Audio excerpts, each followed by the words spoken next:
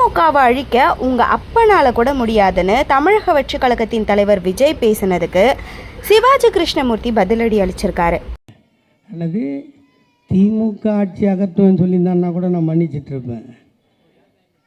அண்ணன் தளபதியோடு அரசியல் வாழ்க்கையை முடிப்பேன் என்று சொல்வதற்கு உங்கள் அப்பன் இல்லை, உங்கள் ஓத்தா இல்லை, இன்னொரு ஓத்தா வந்தாலும் எங்கள் தாத்தா பெற்ற புள்ள மயிரை கூட பிடுங்க முடியாது, ஞாபகம் வச்சுக்க. பேர் இருக்குது, அப்பன் பேர் சொல்கிற மாதிரி இருக்குது. 5 வாட்டி முதலமைச்சர், அதனால் அப்பன் பேரை சொல்கிறாரு. அந்த காலத்திலேயே அவங்க தாத்தா பேங்க்கில் பங்கு வச்சுருந்தார்.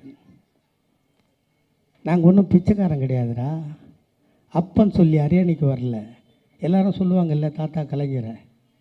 தாத்தா கலைஞர் பிறந்தது தஞ்சாவூர் மாவட்டத்தில்.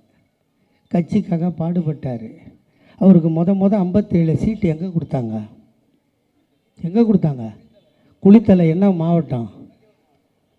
வாயமூடு, தெரிலன்னா தப்பாக சொல்லக்கூடாது. திருச்சி மாவட்டம். இப்போ நான் இங்கே இருக்கேம்மா, எனக்கு வீடு தண்டையார்பேட்டை. தண்டையார்பேட்டையில் கவுன்சிலர் சீட்டு கொடுத்தா நான் ஜெயிப்பேன். என்னை கொண்டு வந்து அண்ணா நகரில் கவுன்சிலர் சீட்டு கொடுத்தா என்னை மயிரா தெரியும் உங்களுக்கு. மேடையில் பேசுகிறேன், திமுககாரன் தெரியும். இருந்தாலும் உன்னோட பழக்க வழக்கம் தெரியும்னா வேணும். அப்படித்தான் அன்றிருந்த திமுக தலைவர் கலைஞரை அழுத்தம் கொடுப்பதற்காக, அவர் வெற்றி பெறக்கூடாது என்பதற்காக குளித்தலை மாவட்டம் விட்டு மாவட்டம் கொடுத்தா அங்கே நின்னே அடித்து தூக்கி வந்த ஒரே ஆம்பளை. அதனால் அப்பன் பேரை தாத்தா பேரை அவர் போட்டுக்கிறாரு. உனக்கு தெரிஞ்சால் போட்டுக்க, தெரியலன்னா கேட்டு தெரிஞ்சுக்கோ, இல்லை அடமொழியாக வேற வேணா சேர்த்துக்கோ, அது வேறு. கட்சி ஆரம்பி வா. இப்போ உனக்கு 49 வயசில் அரசியலுக்கு வந்திருக்க. 49. இதுக்கு இடையில் கொரோனா வந்ததா இல்லையா? புயல் வந்ததா இல்லையா? வெள்ளம் வந்ததா இல்லையா? இதுக்கெல்லாம் நீ என்ன பண்ணியிருந்த? எவ்வளோட ஆடி இருந்த? எவ்வளோட படுத்திருந்தேன்னு நான் கேட்பேனா கேட்க மாட்டேனா? கேட்டால் எங்கள் ஆள் இருக்கார்ல, 72 இயர்ஸ் ஓல்டு, நம்ம சிஎம், அவர் உள்ளே கொண்டு போய் வச்சுடுவார்.